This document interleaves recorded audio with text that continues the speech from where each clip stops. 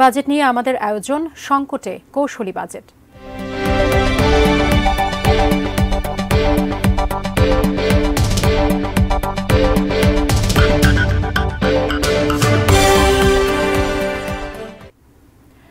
এবছরের শেষের দিকে জিনিসপত্রের দাম বা মূল্যস্ফীতি কমতে শুরু করবে বলে দাবি করেছেন অর্থমন্ত্রী আবুল হাসান মাহমুদ আলী। অর্থপাচার রোধে কালো টাকা সাদা করার সুযোগ দেয়া হয়েছে বলে জানালেন এনবিআর চেয়ারম্যান। দুপুরে ওসমানী মিলনায়তনে বাজেট পরবর্তী সংবাদ সম্মেলনে তারা এসব কথা বলেন।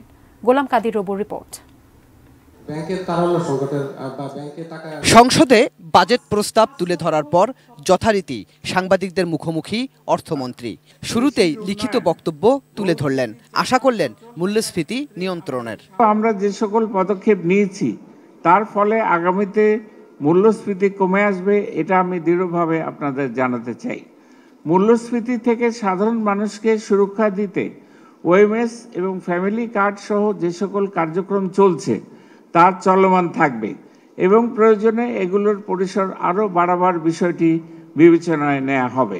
তারপরেও অর্থমন্ত্রী সাংবাদিকদের সবচেয়ে বেশি প্রশ্নের সম্মুখীন হয়েছেন মূল্যস্ফীতি আর কালো টাকা সাদা করার সুযোগ দেওয়ার ব্যাপারে। কিন্তু তিনি প্রশ্নের উত্তর না দিয়ে কৌশলে ঠেলে দিয়েছেন প্রধানমন্ত্রীর অর্থ উপদেষ্টা, বাণিজ্য প্রতিমন্ত্রী, এনবিআর চেয়ারম্যান সহ অনেকের দিকে।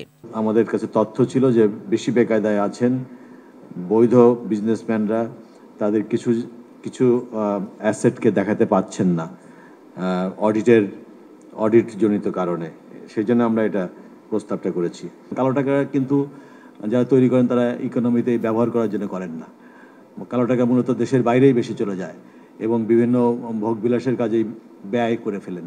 ইকোনমিতে ব্যবহার করার জন্য কালো টাকার তেমনই হয় না। সো আমার মনে হয় আমরা সেই পয়েন্ট থেকে যে রিটার্নে একটি সুযোগ দেওয়ার জন্য এই অ্যামনেস্টির বিষয়টি রেখেছিলাম। এমনিতেই দুর্বল অবস্থায় ব্যাংক খাত, আছে নগদ টাকার সংকটও। তারপরেও বাজেট ঘাটতি মেটাতে অর্থমন্ত্রীর কেন ব্যাংক ব্যবস্থার উপর দ্বারস্থ হওয়া উত্তর দিলেন অর্থমন্ত্রী। ব্যাংক থেকে যে ঋণ নেওয়া এটা তো একটা স্ট্যান্ডার্ড প্রসিডিওর।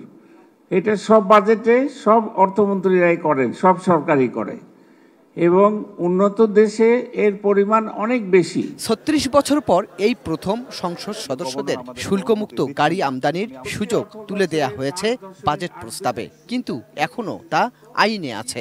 তাহলে কি হবে? হ্যাঁ, অবশ্যই আইনে আছে, তো এটা তো আইন পরিবর্তন করতে হবে সেটাও বলা আছে, বক্তৃতায় সেটাও বলা আছে। এই আইনটা সংশোধন করতে হবে।